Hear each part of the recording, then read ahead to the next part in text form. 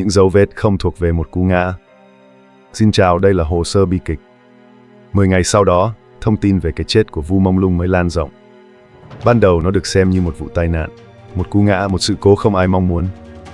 Nhưng rồi những hình ảnh hiện trường bắt đầu xuất hiện. Những bản mô phỏng được lan truyền. Và từng chi tiết nhỏ, tưởng như vô nghĩa, bắt đầu bị soi lại. Trên mặt kính cửa sổ xuất hiện những vết cào không quy tắc. Ngay bên dưới, trên mảng tường xi măng phía ngoài, cũng có những dấu vết tương tự. Những dấu vết này không xuất hiện ở bất kỳ vị trí nào khác trong tòa nhà. Một bản mô phỏng 3D cho thấy cơ thể không rơi theo một quỹ đạo đơn giản.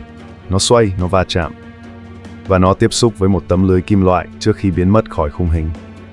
Tấm lưới đó, theo phân tích, bị rách theo hình tam giác. Không phải một đường rách ngẫu nhiên, mà là một dạng biến dạng cho thấy có lực tác động rõ ràng. Nếu chỉ là một cú ngã, vì sao lại có những vết bám trụ? Nếu không có tác động từ bên ngoài, vì sao cơ thể lại thay đổi tư thế trước khi rơi? Câu hỏi không nằm ở việc chuyện gì đã xảy ra sau đó, mà nằm ở những gì đã xảy ra trong vài giây cuối cùng trước khi mọi thứ kết thúc. Và chính những giây đó đã tạo ra một trong những tranh cãi lớn nhất xoay quanh cái chết của Vu Mông Lung. Hiện trường và những dữ kiện ban đầu. Sau khi những hình ảnh đầu tiên được lan truyền, vụ việc nhanh chóng vượt khỏi phạm vi của một tai nạn thông thường. Các nhóm điều tra độc lập trên mạng bắt đầu thu thập dữ liệu. Họ không có quyền truy cập vào hồ sơ chính thức, nhưng họ có thứ khác. Hình ảnh, video và những chi tiết bị bỏ qua. Hiện trường được xác định tại khu vực cửa sổ của một căn hộ cao tầng. Một vị trí không quá đặc biệt trong tổng thể tòa nhà, nhưng lại trở thành trung tâm của mọi phân tích.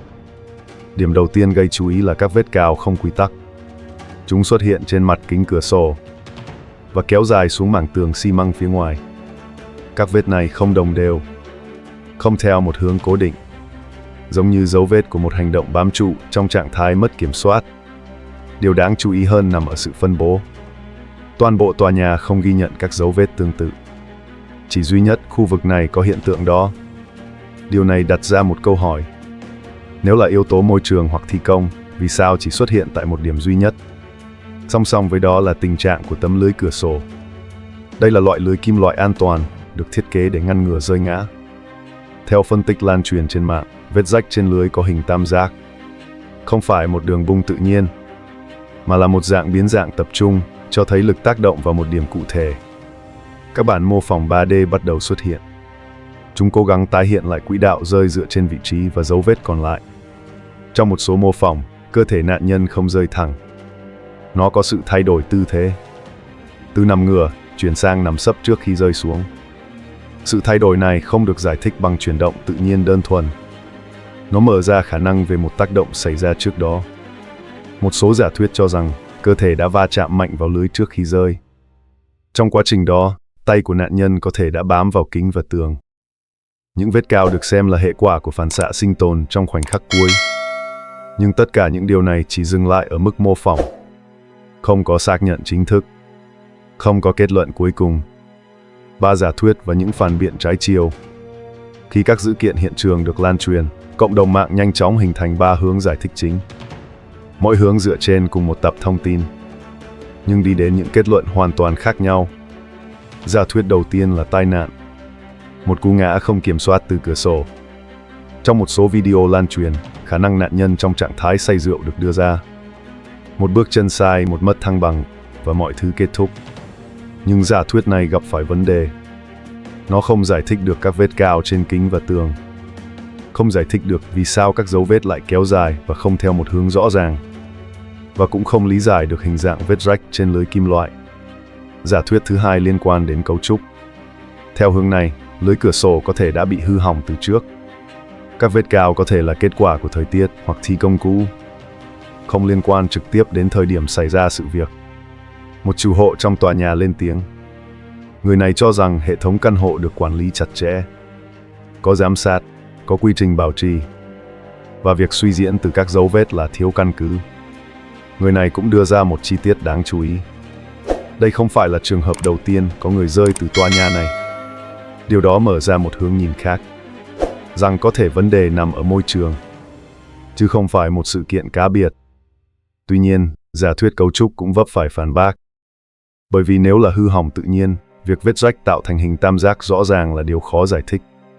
Và nếu do thời tiết, tại sao các dấu vết lại chỉ xuất hiện tại một vị trí duy nhất? Giả thuyết thứ ba là có tác động ngoại lực. Đây là hướng gây tranh cãi nhiều nhất, nhưng cũng là hướng được nhiều bàn mô phỏng ủng hộ. Theo các phân tích này, cơ thể có thể đã chịu một lực từ phía sau, một cú đẩy hoặc một va chạm mạnh, khiến nạn nhân mất kiểm soát và va vào lưới cửa sổ. Trong khoảnh khắc đó, phản xạ tự nhiên xảy ra. Tay tìm điểm bám, cao vào kính, trượt xuống tường, để lại những dấu vết không đều, không theo quy luật. Nhưng rồi lực không đủ để giữ lại. Cơ thể rơi xuống. Giả thuyết này giải thích được nhiều chi tiết, nhưng lại mở ra một câu hỏi lớn hơn. Nếu có tác động từ bên ngoài, thì nguồn lực đó đến từ đâu? Ngay sau khi các mô phỏng được lan truyền, những người có chuyên môn bắt đầu lên tiếng. Một thợ chuyên về lưới thép được nhắc đến với tên Kim Cương Sa đưa ra nhận định rõ ràng. Loại lưới an toàn này được cố định bằng ít nhất 20 ốc vít chuyên dụng. Cấu trúc của nó không dễ bị phá vỡ. Theo người này, việc dùng tay không hoặc lực va chạm thông thường để làm rách lưới trong thời gian ngắn là gần như không thể. Nếu có vết rách, cần phải có lực lớn hơn, hoặc có công cụ hỗ trợ. Một nhóm chuyên gia lắp đặt cửa sổ cũng đưa ra quan điểm tương tự. Họ cho rằng những người thực hiện video mô phỏng không hiểu rõ cấu trúc kỹ thuật. Những phân tích được đưa ra mang tính suy đoán nhiều hơn là chuyên môn. Ở chiều ngược lại, một số người lại cho rằng chính các phản biện này chưa đủ để bác bỏ hoàn toàn các dấu vết hiện trường. Bởi vì các vết cao vẫn tồn tại, vết rách vẫn tồn tại, và tư thế cơ thể trong mô phỏng vẫn đặt ra vấn đề. 3 giả thuyết, 3 cách giải thích. Không có kết luận cuối cùng. Sự bùng nổ của các giả thuyết. Khi 3 giả thuyết vẫn chưa có câu trả lời rõ ràng, những chi tiết chưa được giải thích bắt đầu tích tụ. Chúng không biến mất. Chúng nằm đó và tạo ra những khoảng trống trong toàn bộ câu chuyện. Một số cái tên được nhắc đến. Những người lên tiếng. Những người bị cho là có liên quan.